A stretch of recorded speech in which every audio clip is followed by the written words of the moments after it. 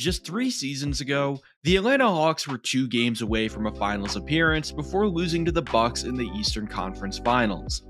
Since then, they've been stuck in a state of mediocrity, winning 43 and 41 games in the following 2 seasons while failing to make it out of the first round both years. Now, just 39 games into the 2023-24 season, the Hawks are looking the worst they have in 4 years, and it's getting to the point where I can realistically see them missing the playoffs. Considering the moves they've made recently, it's clear that they're trying to get better. But instead, these moves, more specifically the Dejounte Murray trade, have backfired greatly, and the team is currently sputtering. With how poor the season has gone, rumors about the Hawks potentially shipping off Murray and other players are at an all-time high, and it looks like some kind of move is going to be made soon. But what the hell exactly happened to the Hawks? Why have they been so bad this season, and why do so many people, including myself, think it's time for some big changes to be made?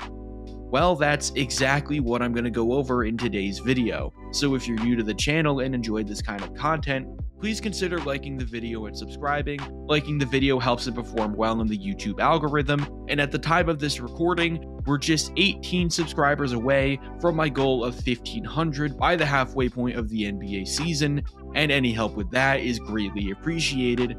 But with that out of the way, let's get into it. To start things off, I'm going to talk about Trey Young and why I don't think he's the problem with this team whatsoever. Trae is a player who gets the inefficient shot chucker label a little too much, and when you look deeper into his efficiency from each range and his actual efficiency numbers, you can see that this just isn't the case. A lot of people will look at his basic field goal percentage, which is about 42% this year, and call Trae inefficient. Despite this, Trae still has a true shooting percentage of around 58%, which is about league average. And for a guard who averages 27 points per game while shooting 9 threes a night, this is honestly pretty impressive. Another number I see people mention when knocking Trae is his efficiency at the rim. Don't get me wrong, hitting 51% of your shots from this range isn't great, but considering that Trae is 6'2" and has only taken 109 shots at the rim, it's really not the end of the world, especially once you consider that 31% of Trae's shots come from the 4 to 14 foot range, which for him are mostly floaters, and he hits these shots at a 48% rate, which is in the 79th percentile. So Trae is still creating and hitting plenty of shots at the rim, just not in the traditional way, which for a point guard of his size and frame is basically what he has to do. It's pretty easy to see why there are so many misconceptions about Trae being some type of inefficient shot chucking guard, but when you really dig into it and look past his basic field goal percentage, you'll see that Trae is a high volume point per game scorer on overall league average efficiency. And that's without mentioning his playmaking, which has still been amongst the best in the entire NBA. Trey Young definitely isn't without his flaws, but it feels like so many people just look at his basic field goal percentage and assume that he is the problem with the Hawks, when in reality, that's just not the case. Really, the problem is the roster around Trae and how poorly they fit with one another. More specifically, Dejounte Murray. Don't get me wrong, I still think Dejounte Murray is a very good NBA player, but he kind of has the opposite effect of Trey Young, where instead of looking at his numbers and assuming he's worse than he actually is, far too many people look at Dejounte Murray's box score stats and come to some pretty crazy conclusions. Now, I will say that Dejounte Murray does do some great things that would make him valuable to other teams. For example, the jump he's made this year in terms of three-point shooting is really impressive. Prior to this season, Murray was a career 33% three-point shooter on about 3 attempts a game. This year, though, he's hitting 39% of his shots from beyond the arc on 6 attempts. Who knows if this will be sustainable for the remainder of the season, but his start has certainly been impressive, and when you look at his last couple of years, the trajectory of his three-point percentage has only gone up. However, there are so many misconceptions about Murray as a player on both sides of the ball that I feel need to be addressed. For starters, Dejounte Murray is not the great defender he once was. It seems like a lot of people look at the fact that Dejounte's 6'5" with a 6'10" wingspan who led the league in steals 2 years ago, and automatically assume he's still elite, when in reality, this isn't the case.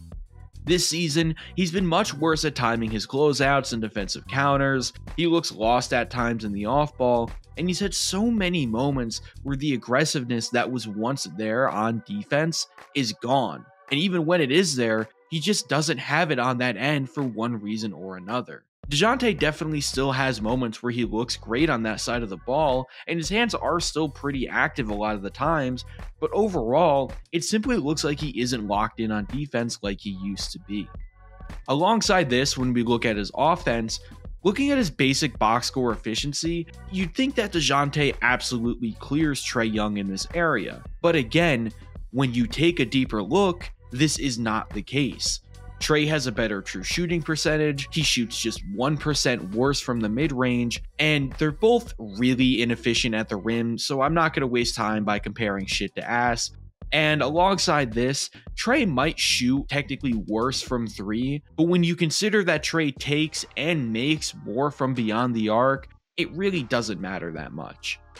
Now, this isn't me trying to stir some debate about who's better, because I think we all know that Trae is far superior, but it's more so to shine some light on why the stats between these two can be a little misleading and where the problems with this Hawks team lie.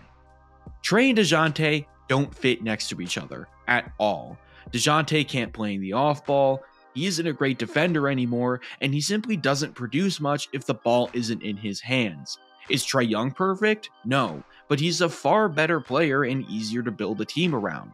While what Dejounte does can easily be valuable to another team, it isn't for the Hawks, and the trade that brought him in is looking pretty bad right now. Now this brings me to my next point of the video concerning what the Hawks should do moving forward. While I don't think a total rebuild is needed, a retooling of this roster definitely has to happen, starting with trading Dejounte Murray, who's been in a ton of rumors so far. Teams like the Warriors, Knicks, and Lakers have reportedly been interested, and according to John Hollinger of The Athletic, yes, that John Hollinger, the Hawks are pretty much done with this roster and are scouting potential trade values. Guys like Dejounte Murray, DeAndre Hunter, and Clint Capella were all mentioned in that report, and I can see why. Both Dejounte and DeAndre Hunter aren't the defenders they were advertised as, and they already have Onyeka Okongwu, who is more versatile and arguably better than Clint Capella on both sides of the ball already. It's tough to judge what these guys could bring in a potential trade, but there's definitely some areas of the court the Hawks need to put an emphasis on. For starters, their defense. The Hawks have the 27th ranked defensive rating at 120.9 and are allowing the highest effective field goal percentage in the NBA at 58%. To put it simply, they need defense all over the floor. They allow the most shots at the rim in the NBA while being bottom 5 in efficiency from the mid-range and beyond the arc. The Hawks have made investments in the defense, but they aren't panning out, and it's time to make some upgrades if they want to maximize Trey Young. Another thing the Hawks have to address is their finishing at the rim. They're currently hitting 61% of their shots at the rim, which ranks 27th in the NBA. League average efficiency at this range this season is about 66%, according to Cleaning the Glass, and the Hawks have just 2 players in their main rotation shooting league average or better at the rim, this being Jalen Johnson and Onyeka Okongwu. I feel like these issues can be solved by bringing in more off-ball oriented players, guys who can run DHOs, pick and pops, or are even just good at slipping past defenders for off-ball cuts. The Hawks offense is in some desperate need of more fluidity, and trading guys like Dejounte Murray for a more 3-and-D oriented guard or wing, or even just getting rid of Clint Capella for the sake of starting Onyeka Okongwu would make a big difference. Regardless, the Hawks have won 8 of their last 24 games, nearly blew a 30-point lead to the Spurs last night, and almost every report I've read points toward changes being made. I really do feel like a team led by Trey Young, with the right supporting cast of course, can go far in the playoffs. We've seen it happen before. But the current way this Hawks roster is built isn't going to work.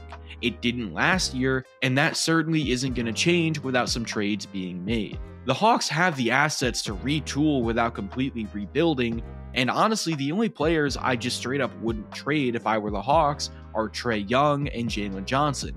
Trey Young for obvious reasons, and Jalen Johnson just fits what Atlanta needs perfectly and is a guy I talked about in a previous video. So if you're interested in my thoughts on him, the link to that video will be in the description below.